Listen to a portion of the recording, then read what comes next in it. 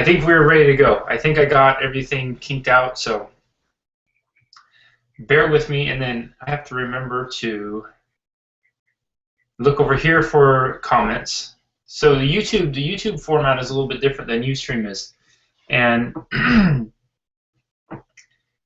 I got so used to doing it on Ustream that I forgot to do it how to do it on the other one. So I'm still trying to get a little bit more used to this.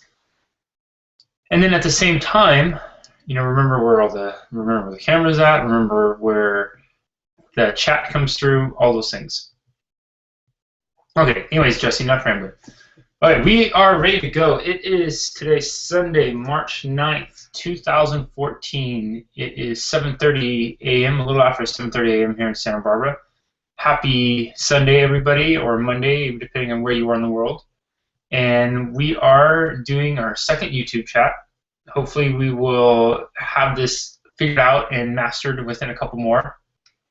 Thank you, everyone, for joining. Today's topic is going to be spring cleaning, how to clean out the junk. Spring cleaning is time. They always say spring cleaning, you got to get rid of the junk, you got to get rid of the stuff, right? And I think that's a really powerful metaphor for multiple aspects in our life, because we all have some junk that we could stand to get rid of. Just a couple housekeeping things first before we get started.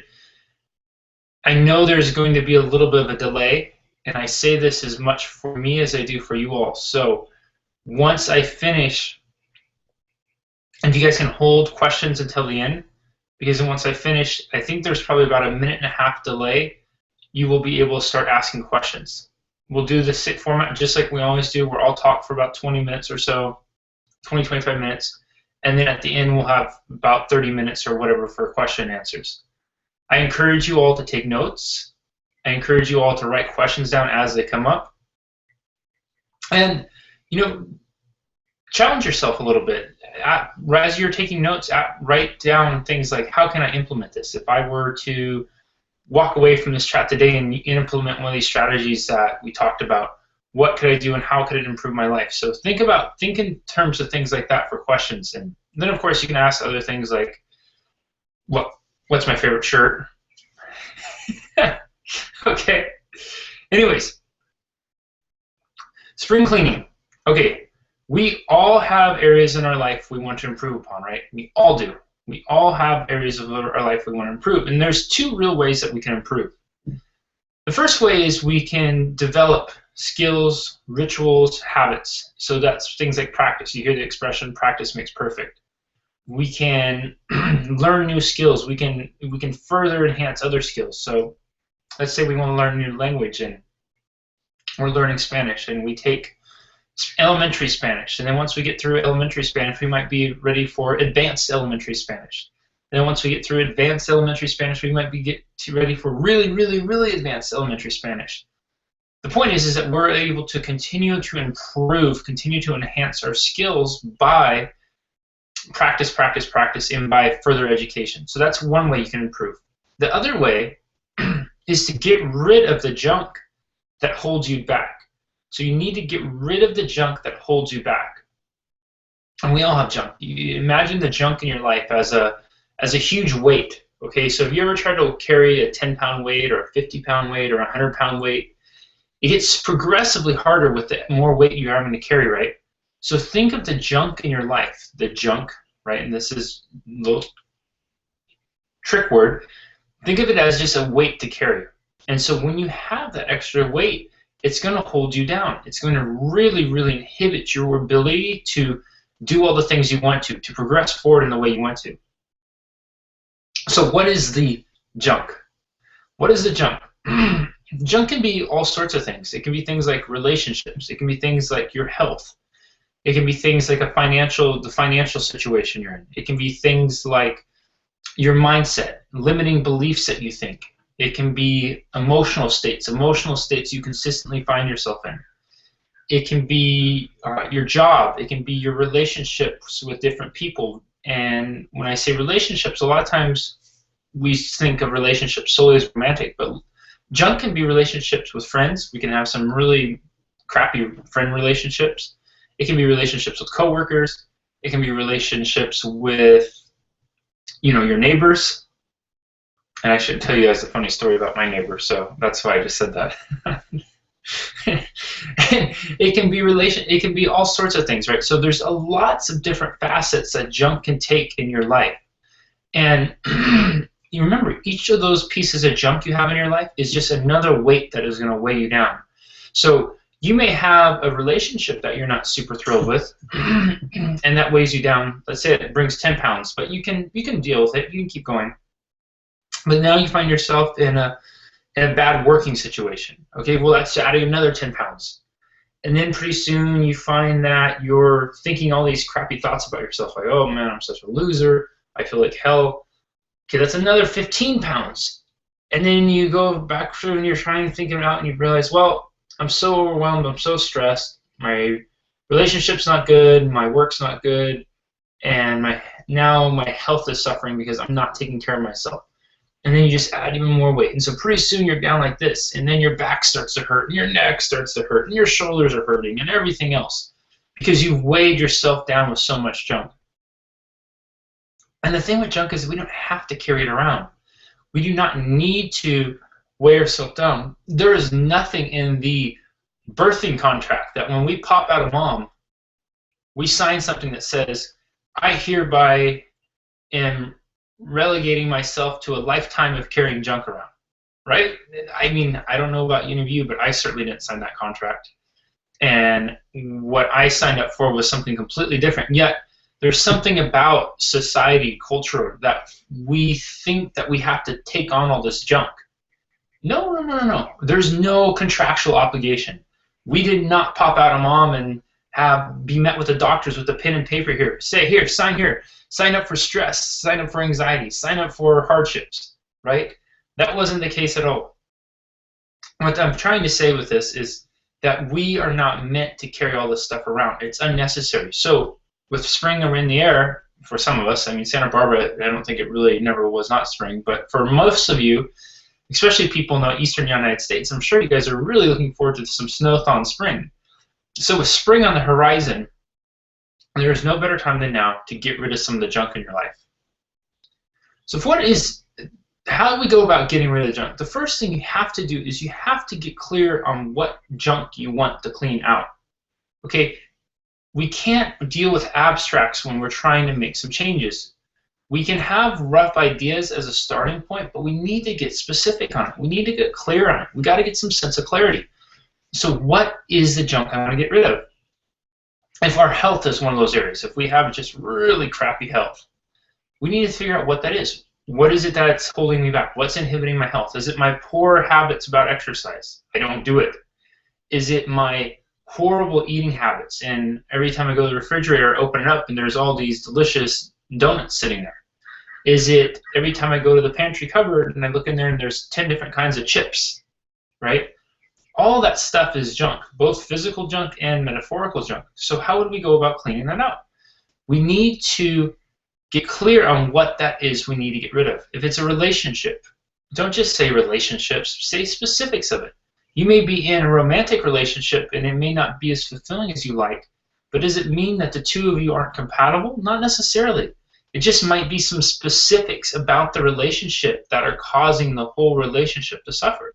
So if you can get a sense of clarity on it and not generalize and just say, my partner's an asshole because he never does this, get specific about that. What is it exactly that makes him an asshole? Because I doubt very much he is. Because if he was, you probably wouldn't have started dating him in the first place, right? But he might have one certain behavior or one certain mannerism that really causes a hardship in the relationship and then leads you to generalizing that he's an asshole. And I bet you he'd probably say the same thing about you. So again, does that mean that he's a bad person, that he's an asshole, that the relationship is doomed? Not necessarily. It may be. I don't know that. But what you can start with is you can start with some specifics of the relationship that are leading to the problems, okay?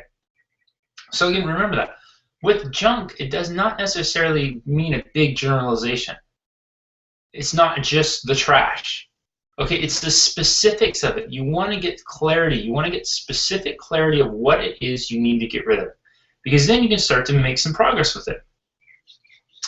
You want to start small. When you're clearing out junk, I always encourage people to snarf. Sounds like Snarf from Thundercat. Snarf, snarf. Oh, I hope somebody got the Thundercat joke, please, because otherwise I'm just snarfing here on YouTube. You want to always start small. And the reason is because when you start small, you can build momentum. So start small and then work your way up. A lot of times what we do is we see these things, okay, and let's say we identify 5 things or so that we need to get rid of.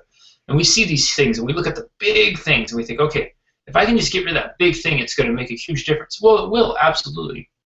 But most of us don't have the fortitude to tackle a big thing right away. Okay, if we're starting from 0 and we want to go to 10, it's going to be really tough. If we're starting as a person who's never run a marathon before, we've never even run 5 miles before, and now we want to go and run a marathon, which is 5 point whatever times that much, it is going to take a lot out of us. And it is going to be very hard, and it's going to be very taxing on an untrained body. But if we, on the other hand, we build up to it, and we say, okay, my goal is to get through the marathon. My goal is to clean out all the junk that there is, and especially these huge, really big pieces. But to do that, what I'm going to do is I'm going to build up to that. I'm going to tackle the 2-mile run first. Once I can get through the 2-mile run, I'm going to have a little bit of momentum, and then I'm going to go to the 4-mile run. Once I get through the 4-mile run, I'm going to have even more momentum, so then I'm going to go for the 8-mile run. Now that I've been through the 8-mile run, I have some really good momentum. I'm going to make a jump. I'm going to make a bigger jump, and I'm going to jump for the 14-mile run. Okay, now that I can do the 14-mile run, I can recover, I have some momentum. I am confident. I am trained. I am capable of going after the marathon. And it's the same with spring cleaning and getting rid of junk in your life, too. Don't necessarily go for the big ones. You don't have to hit the home run when a single will suffice. Because all you're trying to do is you're trying to advance the ball. You're trying to advance play. You're trying to position yourself to win. Okay, so sometimes swinging for the fences is not always going to position yourself to win when you can just get on base. Because if you get on base once and you get on base twice and you get on base again, eventually you're running out of bases and you're going to start scoring some runs, right? So don't think of it as having to go for the home run. Get on base first. This helps you build momentum. And then as you tackle the first little thing, then you go up to the next little thing. And then you go up to the next little thing, and the next little thing, and the next little thing. And people might say, well, Jesse, you know, that sounds good, but how do I determine what the littlest thing is? And I'll say, well, people who would ask me that, great question.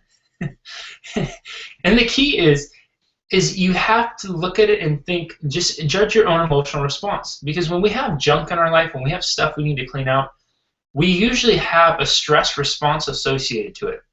So there's going to be things where we look at, we think, oh my God, oh my God, oh my God, oh my God, oh my God, oh my God, it's so overwhelming. Okay, that would probably be one of the bigger things. Okay, but if we look at something else and we see it and we say, yeah, I could probably handle that. Ding, ding, ding. That's one of the little things. So start there. Other ways you can do it too is you can just look at, write things down on a piece of paper and look at it and just say, well, that's a pretty simple one. That's a little bit more time. That's a little bit more complicated.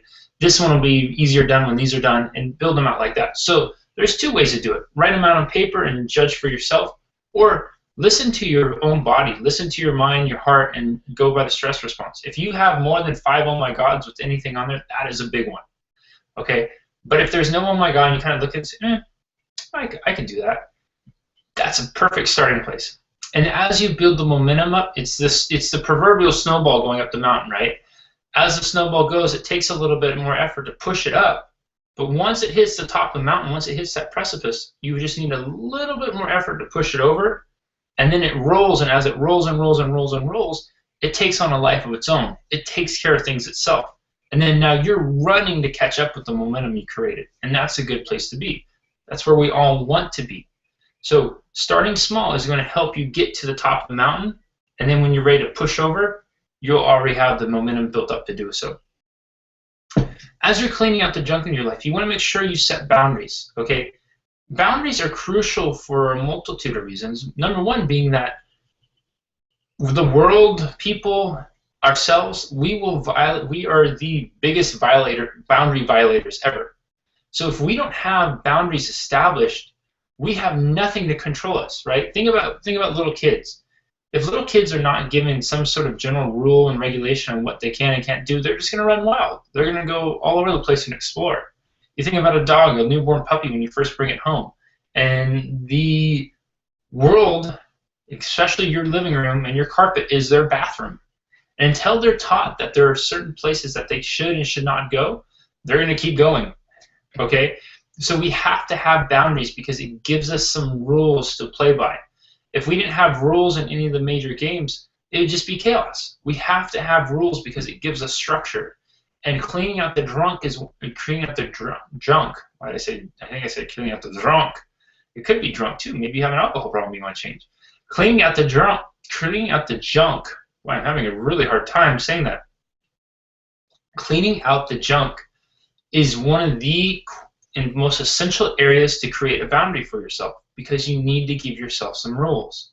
If you don't create rules for yourself, boundaries for yourself, you are going to violate them like crazy, and it's going to make it really hard for you to make these changes. Let me get a sip of water real quick, so I'm not sitting here talking like that. What boundaries do also is when you're making these changes, it gives you a way to regulate people in your life. Because people are going to want to cross over and cross in. Oh, Jesse, hey, I know you're working on cleaning this up right now. I know you're working on doing this, but there's this opportunity to go see this movie. You want to go? Or, hey, I need your time over here. Or, hey, can you talk right now? Or, hey, can you do this? And then you have all these things pulling you in each direction, and you want to go here, and you want to go here, and you want to go here. But your boundaries are here and here. Well, you know what? I can go over here as soon as I do what I need to do in here first. We have to enforce our boundaries. Okay, we have to create boundaries. If some of the junk we're trying to clean out is people in negative relationships, we have to create boundaries about what we're willing to tolerate. If we have friends that consistently are just those energy vampires where they're sucking the life out of you, okay, don't make yourself available 24/7 to them. Hang up the phone, turn it off, put it on silent, hide it. Okay, again, let's go back to the contract. You pop out of mama. There is no contract that says you have to be available 24/7 for everyone. There is no contract that says you need to carry around all this weight, right? We don't have these. These are self-imposed, and since they're self-imposed, it means we can self-impose new, more empowering things. So set up boundaries. Ask yourself, what is that for you? I'm willing to be available from this time to this time for this person. I am not willing to do this after this time. I have to exercise between these hours, whatever that is, okay? Another absolute crucial point to getting rid of the junk is accountability. Accountability, and you guys have heard me say this before, and you will hear me say this probably over and over and over again on every single chat we ever do. Accountability is going to be absolute crucial to success. Okay, without accountability, and whether it's to ourselves or to other people, it's going to be really, really tough for us to achieve. Really tough. I can tell you personally that I feel like I'm pretty self-motivated. I'm pretty accountable to myself, but I'm never as accountable to myself as I am when I tell other people and I give myself deadlines through them. So I'll say, for example, if I'm working with my website guy and he tells me that he needs these things by this day, I'm going to get him those things by that day. But if he gives me an abstract and he says, oh, just get them to me whenever, guess what? It's much more like whenever, and whenever could be that day, it could be 5 days after that. And I am using that as an example because I just met with my website guy 3 days ago, and he said, give me these things whenever. And now it's 4 days, and I still haven't gotten those things. Okay, so accountability is absolutely crucial to success. Get accountability buddies. Make yourself accountable to yourself. Set up a goal system for yourself, a reward system. When you clean out junk X, Y, and Z, you get to reward yourself with maybe a treat or two. Take yourself to the movies to celebrate, something like that. Set up accountability buddies with friends, family members, coworkers, professional assistants, and invite these people into your life to help them hold you accountable. I will tell you guys that I have, 3 or 4 of my coaching clients I have worked with for several years simply because of the accountability factor. They're really high performers, really high producers, and they like utilizing my service just because it helps keep them accountable. Nothing more than that, just because it helps keep them driving and moving forward. So accountability, it's amazing to see what it does for success. You think about professional athletes, right? They're fairly self-motivated, but what motivates them is the accountability they have. They have an accountability to their teammates. They have an accountability to their coaches. They have accountability to their fans, right? That is huge. So if they come out and they slack off and they underperform, they're letting all those people down. So they have this massive accountability system in place that helps them perform at a massive level. That doesn't happen without accountability. Think about your life, where if you're working and you have a project at work and you have a teammate that you have to be accountable to, you're likely to be much more productive. If you have an appointment to keep with friends, you're going to be much more likely to be on time with that, versus you have just an abstract and say, oh, I can take care of this whenever I want. So accountability, again, it is crucial to your success. If you are trying to get rid of some junk, you have to get the accountability system in place. You have to. You have to, you have to, have to. And lastly, one of the most important parts about successfully spring cleaning and successfully cleaning out the junk is celebration. And it's funny to say, because here we're celebrating getting rid of stuff, and sometimes celebration for some people might be bringing new stuff into their life. But you guys, success, no matter how small it is or no matter what area of your life it is, success is still success. And success, when you have it and you achieve it in some sense, some level, it is worth celebrating, no matter what that is. So if your spring cleaning is to clean out all the crap food in your cupboard and set a goal to go to the gym 3 times a week and lose 15 pounds, celebrate that when you get there. But let yourself decide beforehand what you're shooting for. So when I achieve these goals, I am buying myself that trip to the tropical vacation I wanted to go on. If your goal is to clean out some relationships, some really crummy relationships, and it's hard because you guys have a history together. You have been romantically involved, or you've been friends for a number of years, and it's just taken kind of a bad turn. Set yourself up for success. When I successfully clean these relationships out, when I successfully have put these relationships in the past, I am going to take myself out to this restaurant that I've always wanted to go to. Okay, or I'm going to call up a friend that I really do value, and I'm going to invite them to go to lunch with me. Whatever that is, but celebrate your successes. Celebrate your successes. You will never, ever get tired of celebrating your successes. And as you celebrate them, as you set up systems to celebrate your successes, guess what it's going to do? It's going to motivate you to do more and more and more. It's going to inspire you to do more and more. You're going to have an extra better reason why you do what you do. Because you have things to look forward to. You have things you can celebrate in the process of it all. And you guys, that is so crucial, because life is going to go by so fast. And if we don't take the moment to stop and celebrate, we miss out on one of the funnest parts of life. Do something silly. It doesn't have to be anything that costs money. It could be, you clean out your stuff, whatever your stuff is, you clean out your junk, and then you go and run down and go jump into some pool of water with all your clothes on. And if you live anywhere where it's cold right now, I bet you that could be completely painful, because it might be a little chilly. Okay, but do something spontaneous, but plan out that spontaneity. And that sounds weird to say, but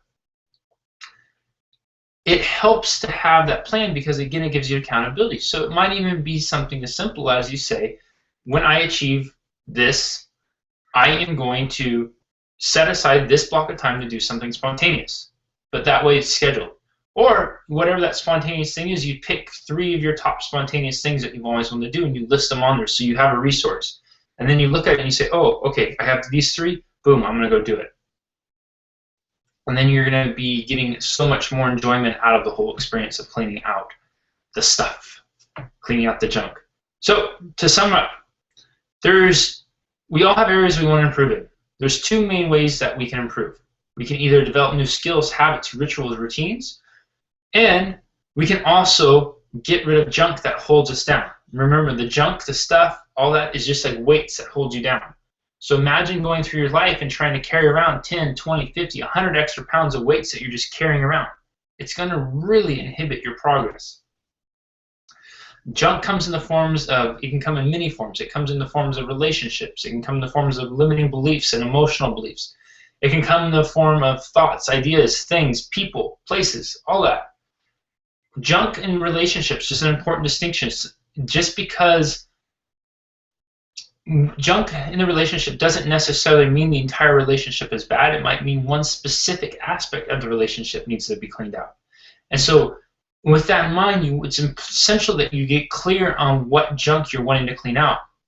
Don't just generalize it and say the relationship. It may be the relationship, but if there's one specific part of the relationship, you want to get clear on that. If it's something to do with your health, get specifics on what part of your health you want to clear up, okay? You always want to start small and then work your way up. The reason being is because this helps us build momentum. And as we build momentum, it becomes a snowball, right? We're pushing the snowball up the hill. We're pushing up the hill, pushing up the hill. And once it gets to the top, it tips over. So with that in mind, we want to push the smallest object first and help work against it. If we start with this really, really heavy object at this point down here, it's going to be hard. But if we start small and we let it build up, build up, build up, we're going to have enough momentum to push it to the top. Once it's at the top, it will roll on itself. So you always want to start small. Set yourself up for success. Remember, you don't want to run a marathon ever having never run a couple miles before. Train your body, train your mind, train your heart, train your spirit to be successful. And then do the 2-mile run, the 4-mile run, the 8-mile run, the 16-mile run before you tackle the 26er. Okay? You want to set boundaries. Make sure you set boundaries. What you're willing and not willing to compromise. If you're trying to, some of the things you're trying to clean out are food or friends or anything like that, boundaries that are acceptable. I'm not picking up the phone during these hours. I'm not going to be available for this person 24/7. If I am going to interact with this person, it'll only be during these hours. Okay? Set boundaries for yourself. I'm not doing this until I've exercised. Okay? I'm not doing this until I've done these things in between. Boundaries are really, really crucial because if you don't set up rules for your game that you're going to play, it becomes chaotic. Imagine watching a soccer game or a football game and there being no rules. People would be killing themselves. They'd just be, it would be nuts. It'd be chaos trying it, and there'd be no organization. Part of the fun in watching the game is watching people succeed within the boundaries of the game. And that's going to be the same for life. Your success can come from living within those boundaries.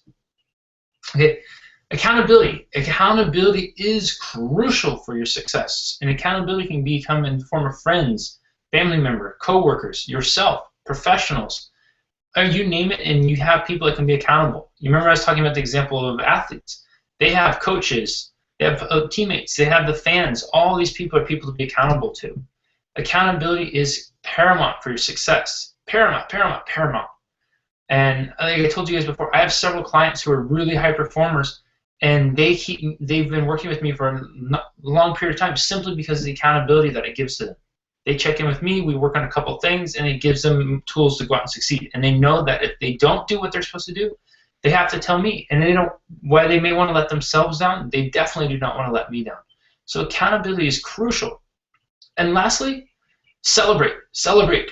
You guys, life is too short not to have fun. So when you're getting rid of some junk, when you're getting rid of some junk that's holding you down, you're lifting some of those weights off your shoulders, you want to celebrate that. You want to celebrate it. Why wouldn't you? You've been walking around with all this extra weight on you, all this extra crap, and you throw some up here and throw some off here. You're going to feel lighter and you're going to feel free and more energized. So celebrate that feeling. It is an amazing feeling. And celebration can be different for different people. Take yourself on a trip. Take yourself out to lunch. Take yourself for a walk. Go and jump in some water with your clothes on. But plan your celebration in advance. You can do something spontaneous, but plan for that spontaneity, meaning that you're still giving yourself an accountability system to it. When I lose 20 pounds, I'm going to do something spontaneous. These are the top 3 spontaneous things I would like to do that I have not done yet. And then when the moment comes, you get on the scale and you say, whoa, 20 pounds. You go, look, okay, these are the 3. This is the one I want to do. And you go and do it. Okay? But celebration is so important because you want to have fun in the process. Awesome. Okay, guys, that's what I have for you this morning. Thank you so much for listening. I know there's still a little bit of a delay, so I will sit tight until you guys catch up and the questions start rolling in. Cheers.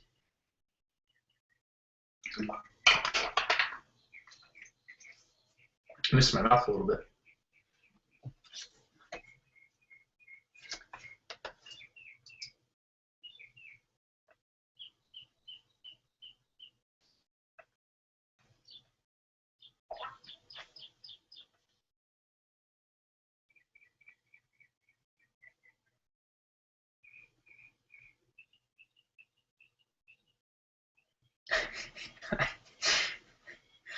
I just looked over at some of the comments and somebody put, ha ha ha, Jesse and Donuts, better love story than Twilight.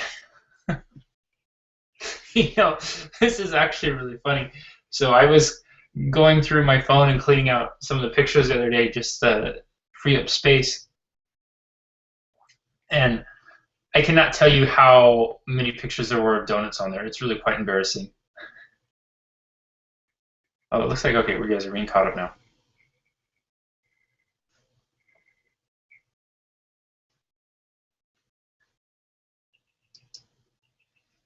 Okay, we'll start seeing the questions roll in now. Or comments. Or complaints. I hope there's no complaints. Do you ever have bad days? If so, how do you deal with it? Yeah, of course, of course. I mean, there's going to be things that happen in life that are out of my control, and those can be some horrible days. And there's just going to be days where, for whatever reason, I feel off. You know, I feel that I'm tired, or my emotional state is a little different than I want it to be. And the way I deal with it is just that you just keep moving forward. You know, instead of if I wake up and feel sad, I don't get afraid of feeling sad, or I don't get consumed by feeling sad. I'll just, you know, stop and think and say, you know, why do I feel sad right now? And I'll say, well, you know, there must be some reason that I need to feel sad, and I'll just allow myself to feel that sadness, but remind myself that I am not a sad person, and that emotion will pass, and then I'll be able to move on with my life. I also will do things that help snap me out of it. You know, get up and exercise. Movement is so crucial. Go and eat some healthy food. You know, call some friends that I haven't talked to for a while, or, you know, go and read some inspiring emails from my clients. You know, clients will email me in and tell me about their success, and I'll read that, and that helps me reconnect with things. So all of those things are just resources that I've created for myself that help me when I deal with bad days. Identifying junk is the most difficult. No. Yes. Identifying the junk is the hardest part of it often, because you have to be really honest with yourself. And sometimes when we are really honest with ourselves, we don't want to do what we know we have to do to honor ourselves. But remember that if you don't do what you know you need and have to do, you are ultimately dishonoring yourself. So think about it in that context.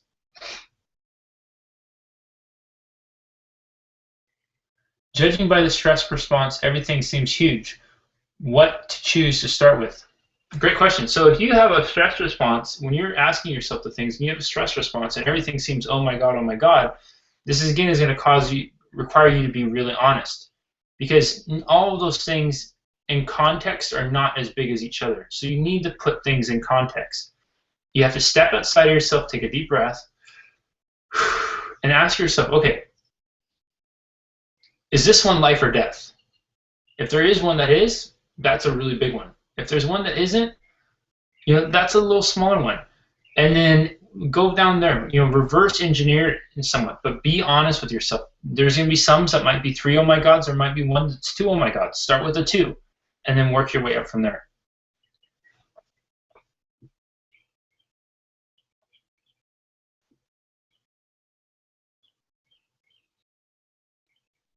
If you believe the declaration of who you are, if you believe the declaration of who you are will cause people to pull away from you because of who you are, how do you handle that fear of their rejection?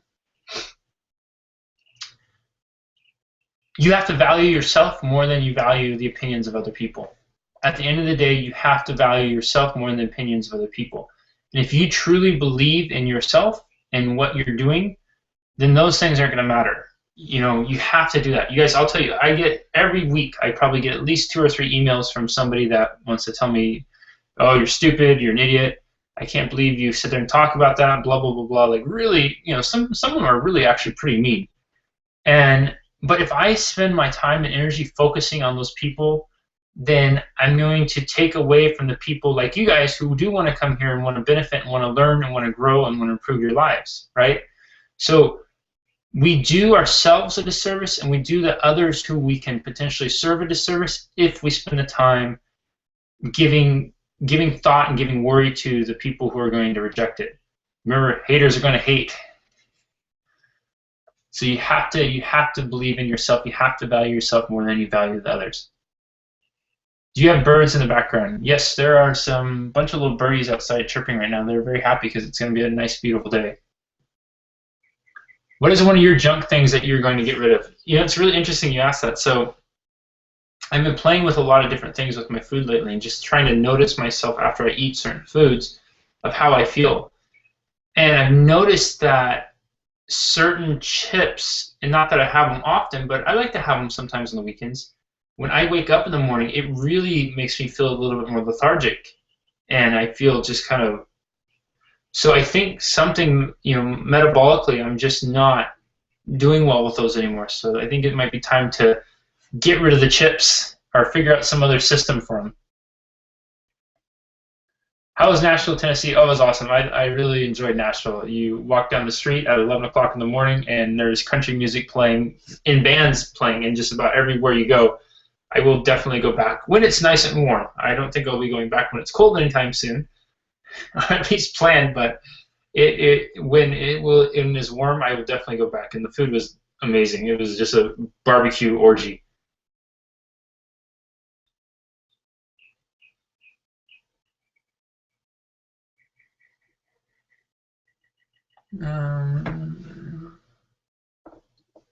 Thanks for the reminder to celebrate our successes, even the small ones. So important. I only seem to forget to celebrate the small things. Thundercat, so yes, I'm a Thundercat fan. And that's an important reminder, you guys, is celebrating your successes. You want to have fun with things because as you make a deliberate attempt to have fun, you're going to have more fun. Think about little kids. The most trivial crap was so fun and awesome to them. You sit there and look at these kids, how they get entertained with a rubber band. And you're just thinking, oh, this is a rubber band, but for them it's the most amazing invention ever. Look at dogs. Dogs do the same thing, right? They get so excited over the simplest things. So celebrating the small things, having fun with the small things is just going to add a tremendous amount of joy and value into your life.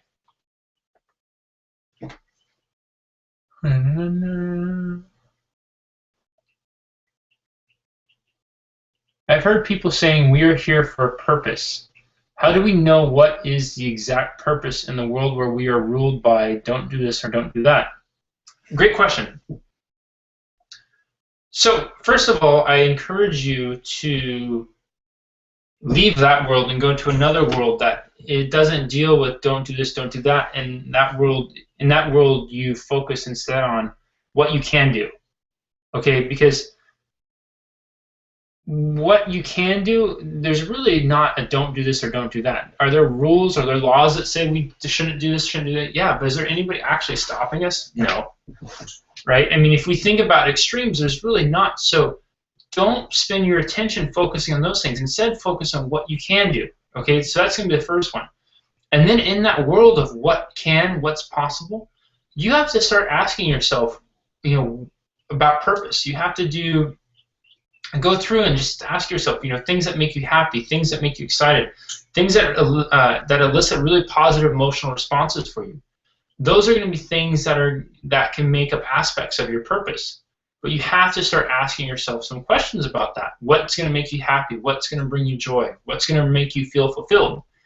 Those will all be, again, kind of benchmarks, markers that will help lead you to the purpose. But you're not going to find the purpose in the don't do this, don't do that world. You're going to find limit and lack there because that's ultimately what that is.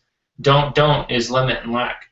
Come to the world of what's possible, and there you'll find your purpose. Great question.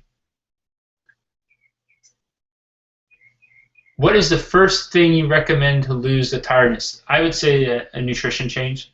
A lot of times diet is such a huge portion of tiredness. When we eat certain foods, it's really hard for our body to metabolize it. It has to work so much harder, and it wears us out. It's really, really exhausting. And so we'll wake up and we feel more sluggish, we feel more groggy, everything like that. So change up the nutrition. The nutrition is so crucial to that. And as you start changing up nutrition, the next thing I would do is I encourage vigorous exercise. As you exercise more, your body's just going to change, and you're going to be able to have much more energy. You're going to feel less tired. So nutrition and exercise, with nutrition being first and then exercise being second. So do you actually have a dog? No, I do not have a dog. That was my website guy's dog, the one I posted the other day that was trying to do the thing.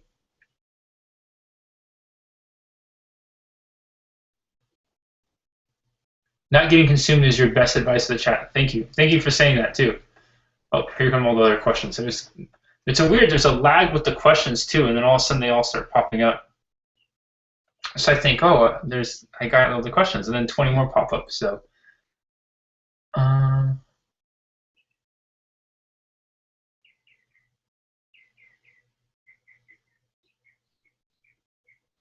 greetings from Spain. Can you talk about no regrets, no remorses, and self-forgiveness?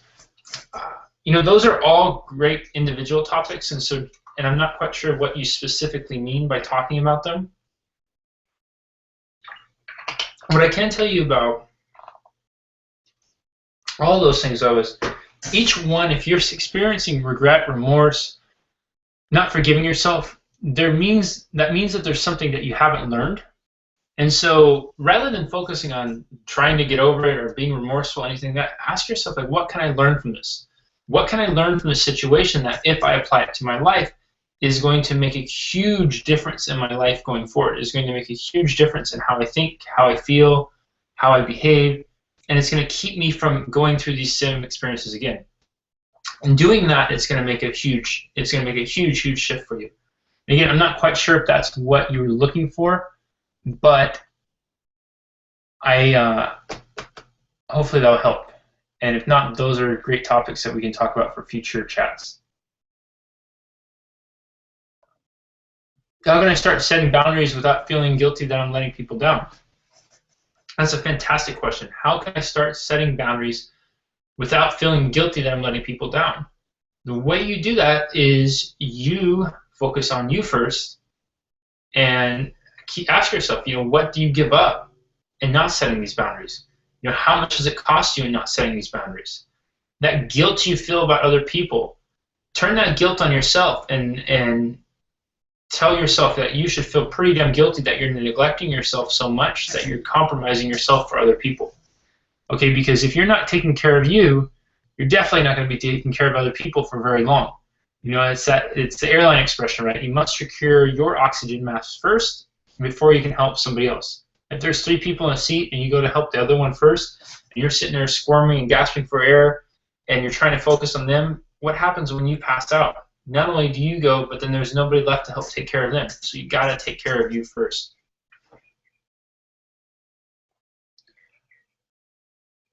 Will you be doing your rap for us this morning?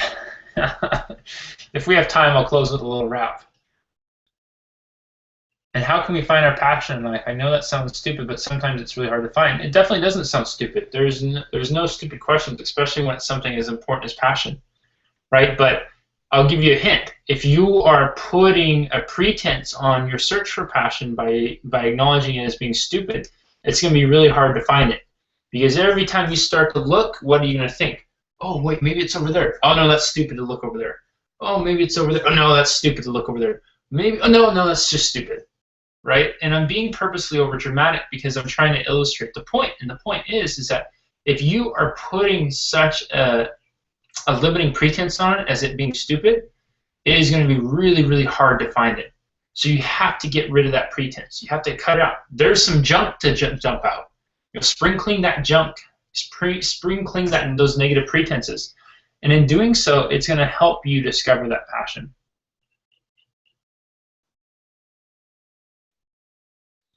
Carbs make me. Oops, this just jumped. Carbs make me so sleepy. What is your take on the no carb or low carb diet? How many are really okay? I think so. It depends on the carbs. Not all carbs are created equal. I think fake made-up carbs are not the best things for you. Processed sugars are horrible. But fruits, whole fruit, vegetables, grains like quinoa, I think those are fantastic. Certain oatmeals, the good oatmeal, not the manufactured oatmeal that has all the extra crap added to it and it's full of sugar. I think those are really good for you. And your body needs to have some of those in there.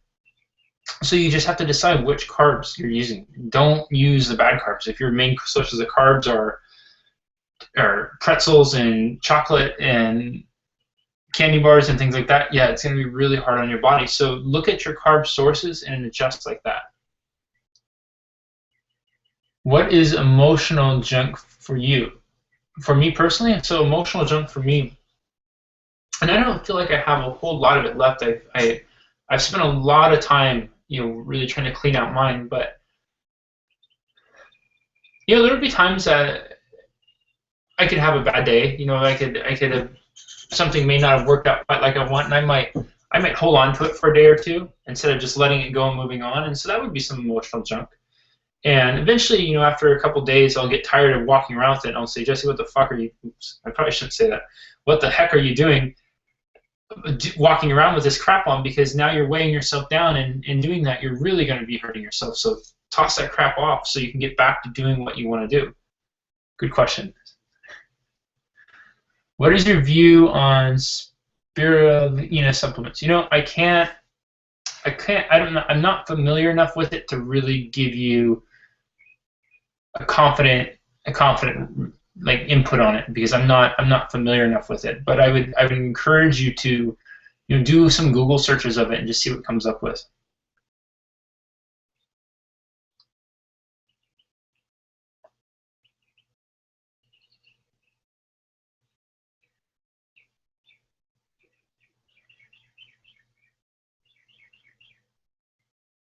Oh, what about the junk you mentioned in connection with your neighbors? Remind me of the neighbor one. And if we have time, I'll tell you guys the neighbor story. It's actually pretty funny.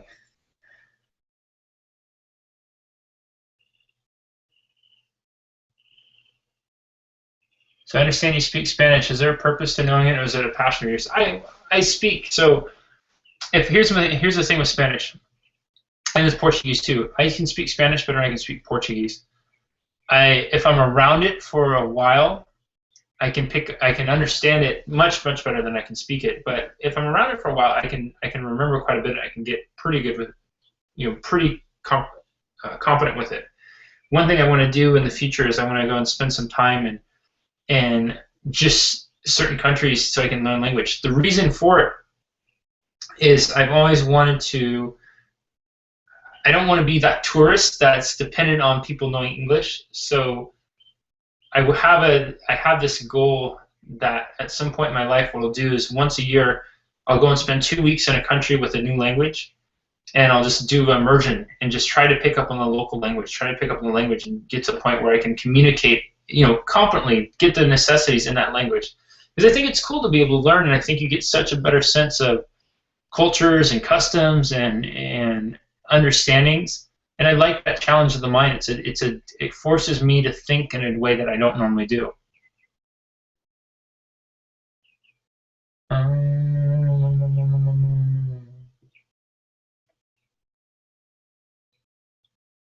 Will you coming to the DC area anytime in the near future? I'd love to hear you speak in person.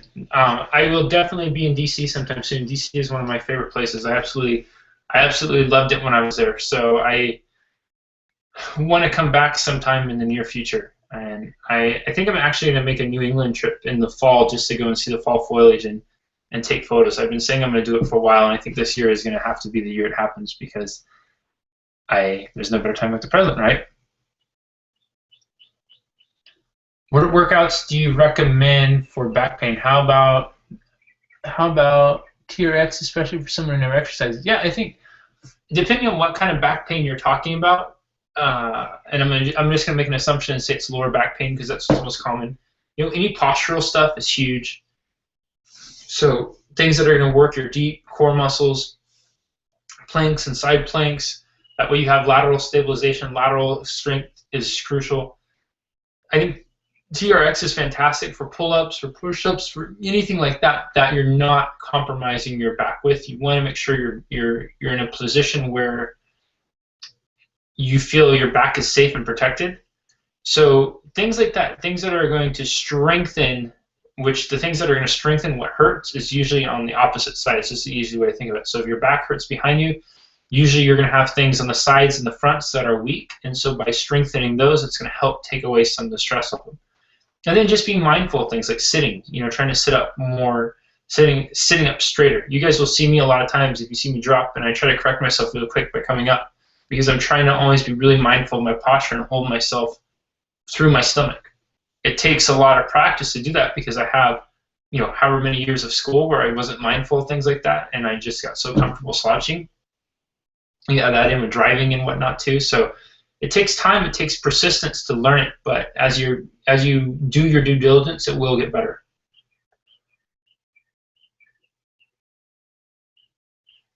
Did you enjoy the classic? What classic? I'm not sure what you mean by the classic. When you're on the fat eradicating system program and you want to go out to a restaurant to eat, what do you recommend?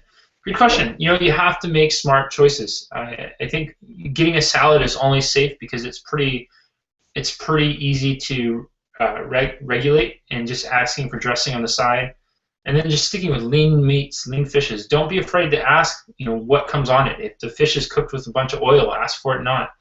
If you're going to get steamed vegetables, a lot of times they'll dump a ton of butter on there. Ask them for just dry, no extra crap on it. You put some salt and pepper on it. That's about it, and that helps you have control. Also, too, you want to have fun with it too. So if it's one of your milestone meals, and you've just hit the number 10 or the number 20 in pounds lost, yeah, then go and have fun with it. But I would avoid things like dessert, avoid the fried foods, because those are just going to set you back more than they're going to move you forward. Okay, we have time for probably about 4 or 5 more questions. What kind of camera do you have? Do you develop your own pics? Your pictures are breathtaking. Oh, thank you. I have 2 cameras that I mainly use. I have a Canon G12, and then I have a Canon, what is it? Canon Mark 2D, I think is what it's called. Or is it? No, Mark 2. Is that right? Yeah, Canon Mark 2. So those are the 2 I have, and then of course I have the cell phone one too. But I just got the other one within the last year, so it was the first what is it called? The first DSLR I've had. So I'm still learning how to do that one. So most of the photos I take are with the G12 because I'm pretty proficient with that. And the DSLR is a whole nother entity, but it's one of those things that I enjoy practicing, enjoy playing around with, and I want to become very proficient with it. I can totally see myself as when I grow up being one of those camera geeks that has a bunch of cameras. I just got a GoPro too, and I haven't used it yet, but I'm excited to go out and play around with it. If you could anywhere in the world, where would you go and why? If you go anywhere in the world, where would you go and why? Oh gosh, there's so many places I want to go, and there's so many places I've been that I would love to go back to. I really right now one of my main places I want to go is I want to go see the Northern Lights. I have a good friend that lives up in Alaska. I really want to go up there and visit him, and I think it'd be awesome to see the Northern Lights up there. But I think it'd be amazing to go to Alaska, not when it's minus 40 by any means, but once it warms up. There's a ton of places that I want to go to. I want to go to the just on the pop up off the top of my head is Maldives. I want to go to Southeast Asia. I want to go to all Asia. I haven't been to Asia yet. I would love to go down to Patagonia. I want to go to Galapagos. I have some good friends in New Zealand I want to go visit. And yeah, I really want to go to Africa and do safari and do Kilimanjaro and all sorts of things. I mean, I think the harder question, the easier question for me to answer would be, is there any places I don't want to go? Because I want to go to all the world. I love exploring. I love taking pictures. I love seeing the world, and I love going to places more where it's the natural beauty. I'm not so much of a city person. I like the nature part of it. I mean, I really, really like being out in nature and experiencing that part of the world.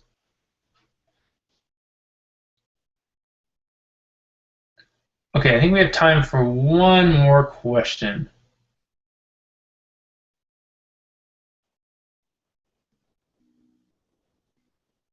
Let's see what we have.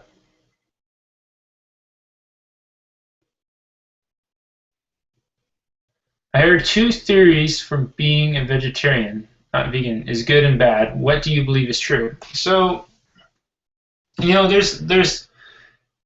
it's tough to say because it depends on what research you want to believe, and there's going to be research for everything. I mean, right now you can go and you can look up anything, and there's going to be stuff that's going to say eating vegetables is bad because of all the hormones and pesticides that get sprayed on them. and that you should eat meat. And then there's going to be other research that says that you need to eat organic only. But then there's going to be other research that says, well, organic may not be as good as we think. And then there's going to be other research that says that you have to eat meat. So again, it's going to depend on what you believe. I think most importantly, you have to go with what feels right for you. And if you're choosing to be vegetarian for a health purpose, I would ask yourself, well, what is that health purpose specifically? I've had friends who have been vegetarians, and they've actually had more of an adverse health effect just because they don't get enough iron, enough protein, and enough of the other nutrients that come in meat. Now, I have friends who are vegetarians who have done it for a moral reason, and they've figured out how to do it. I actually have a really good friend who's a bodybuilder, and he did all of his bodybuilding while he was vegetarian. So you can get enough nutrients, but you have to make sure you're smart and eat a lot. So I think what's the most important is that your reasons for doing it. And if it's a health reason, again, clarity on what that health reason is really, really crucial. Okay, I think that's going to be it for questions. You guys, I'm really sorry because I see there's probably about 15 of you on there that I'm not going to get to answer. Really quick, I want to tell you guys the story of the neighbor because I promised I would, and then we'll wrap it up. So I have on my street, there's about, it's a cul-de-sac, so there's maybe 20 houses or so on the street. And the next door neighbor, the way it is, it's up on a hill, and so there's the houses, and then there's a driveway that goes down in between these two houses, and there's people below. Well, the people below had moved out about a month ago or 2 months ago, and then all this construction had started up, and so there's cars coming and going at all hours of the night. And the neighbor is this 98-year-old lady who has, who gets really confused, and she's older, and so she's called and complained several times saying that, we're causing all this traffic, that my house is causing this traffic going through all this stuff. And so I'll be sitting here looking outside and take pictures of it just so if she says anything and say this isn't our cars, whatever. And that's not me, that's not my guest. And so now she's gotten this anger, and so I'll drive by her and I sit there and wave, and she'll just sit there and glare. And I'll drive by and I'll wave, and she sits there and just glares. And she'll be out walking the street with her dogs, and I'll walk up to her and say, "Oh, hi, how are you doing today?" She just,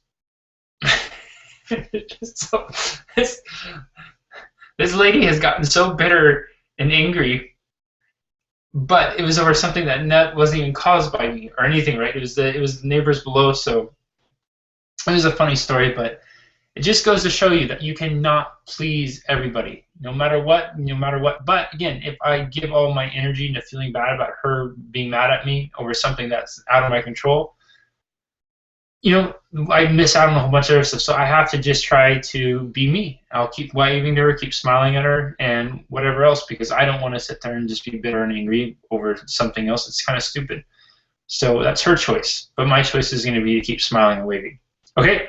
You guys, thanks so much for being a great audience today. I really, really appreciate you guys taking the time to spend with me, especially all of you who lost an hour of sleep last night, so you had to start an hour earlier. It means a lot to me, and I know you guys, everybody has to make some sacrifices and make it a priority to make it here. So I feel deeply honored and grateful that you all chose to be here with me. And we will do another one of these sometime in the next month. And until then, I really look forward to it. If you guys please leave comments and feedback below. I'd love to hear your suggestions on future topics, things that we can cover, how you like this format. Since this is kind of a new format, I would love to hear what you guys think about it, and any feedback you have is always welcome. Okay, and I will talk to you all soon. Enjoy the rest of your day, and we will be back here again. Bye. Stop broadcast.